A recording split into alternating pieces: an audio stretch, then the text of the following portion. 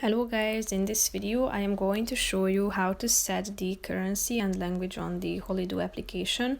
But first I just want to mention, don't forget to subscribe to my channel because at 10,000 subscribers I am going to show you my whole YouTube revenue statistics and growth strategy, how to make money online. So let's jump into it. First of all, open the application on your phone.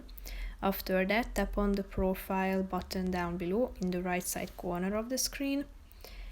Here tap on settings, which is the first option, and after that tap on currency, and here you can see that you have a vast variety of options that you can choose from. So just simply tap on the relevant one and then click on OK, and then it will be updated automatically.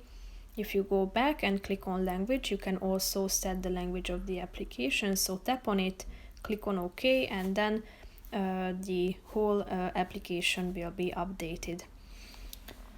So that's pretty much it for this video, guys. See you in the next one. Bye bye.